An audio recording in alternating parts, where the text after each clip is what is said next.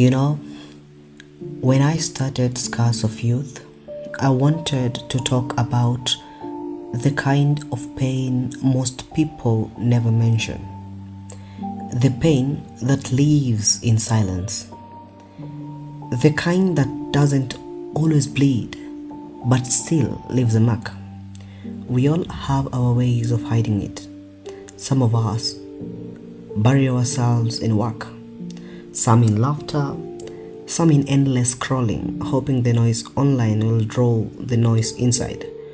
But still, no matter how many filters or fake smiles we wear, our scars don't disappear.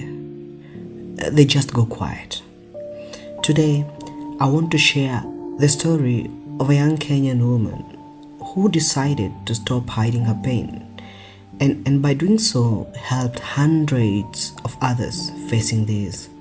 Her name, Michelle Oyoo Abiero. So, let's dive in. Michelle grew up in Kisumu, near the edge of Lake Victoria.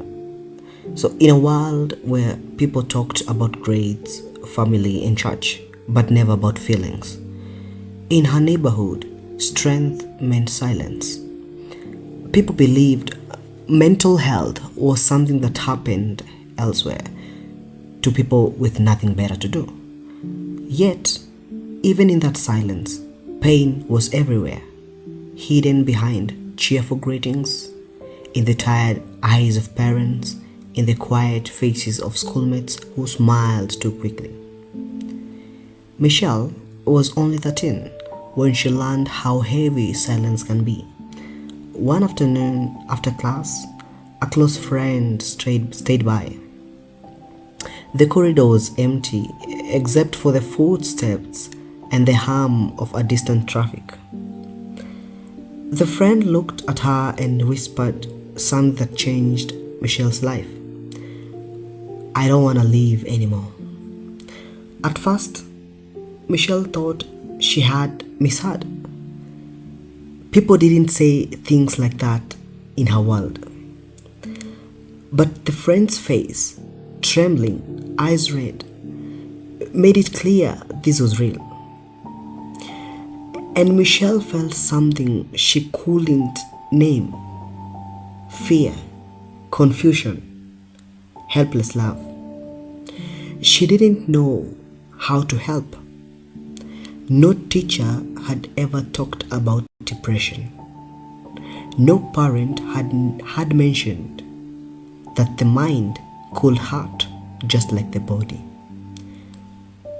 So she sat there, 13 years old, listening as her friend confessed thoughts that no child could carry alone.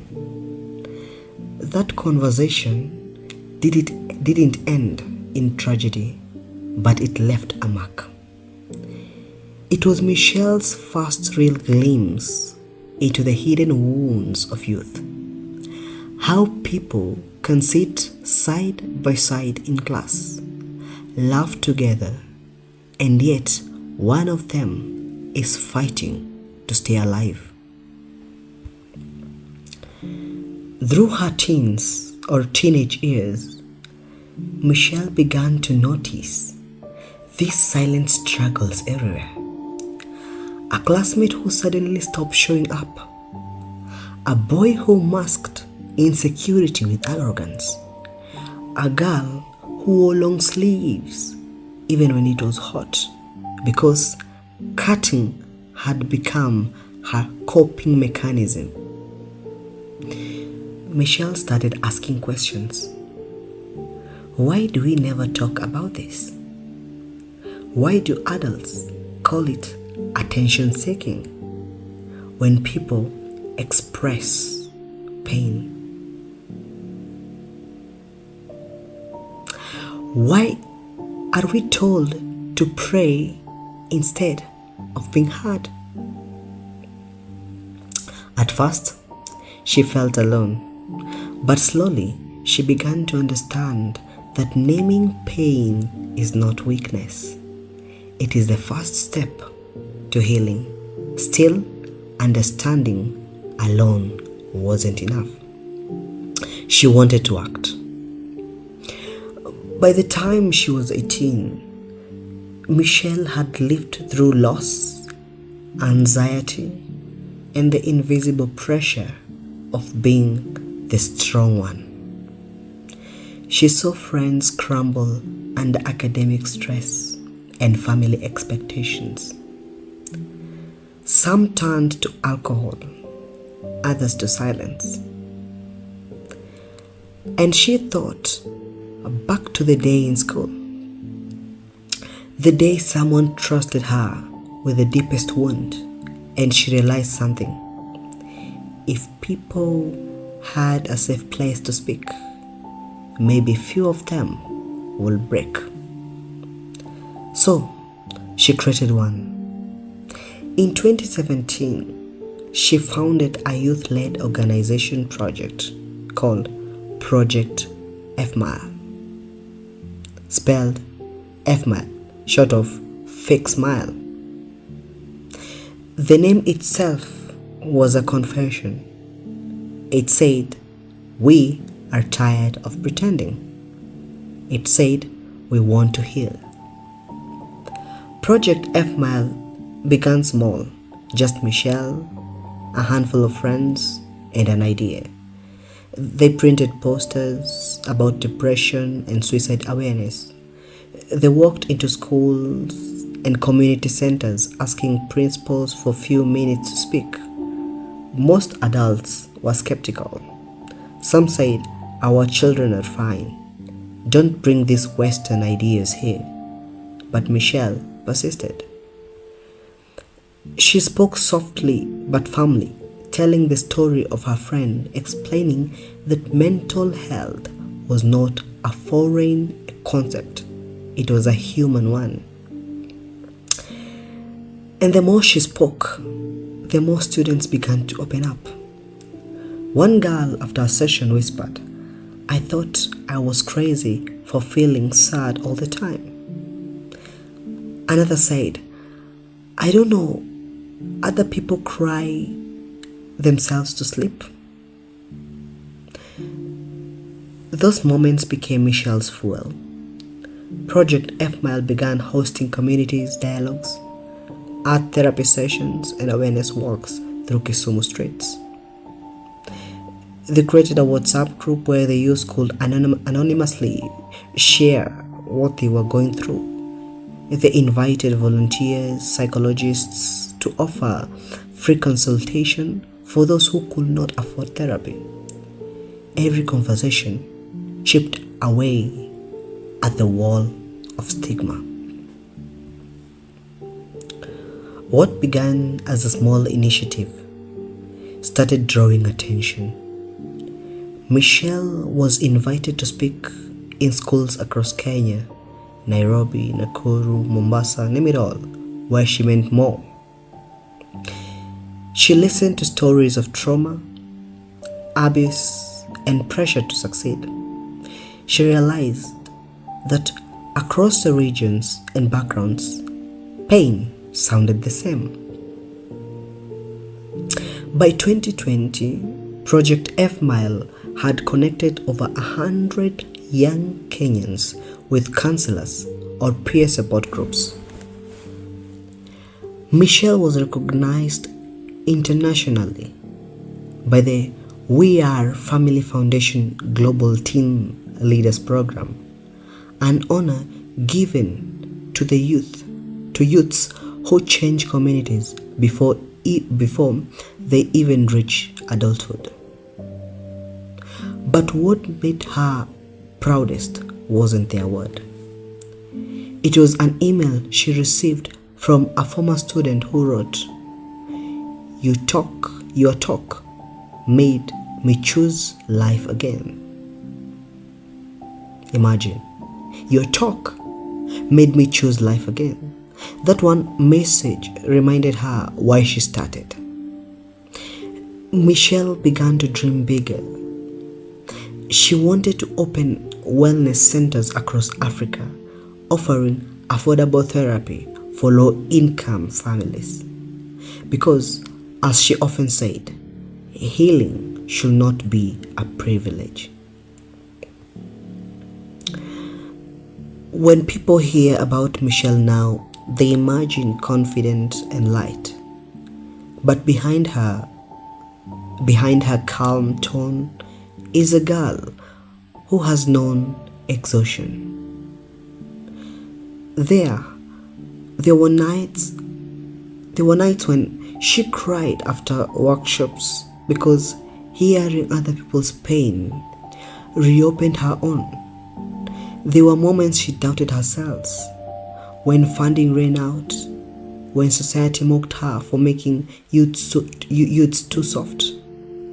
But she kept going, because every story she had was proof that silence kills more than honesty will.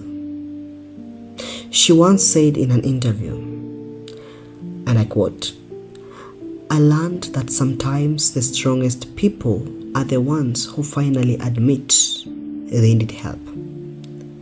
And isn't that true? In a culture that celebrates endurance, asking for help is an act of rebellion.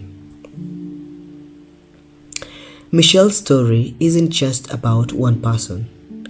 It's a mirror for our generation. How many of us walk around carrying fake smiles? How many of us are fighting quiet battles no one can see?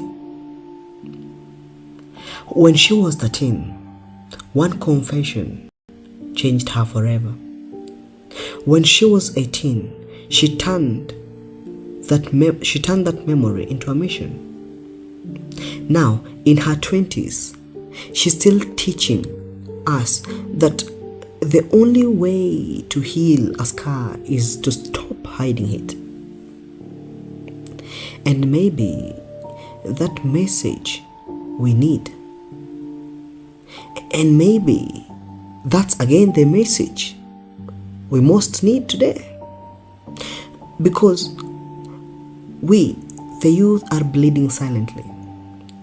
We live in a time where mental illness is rising, where loneliness spreads faster than even Wi-Fi, imagine, where everyone is connected but few are truly seen.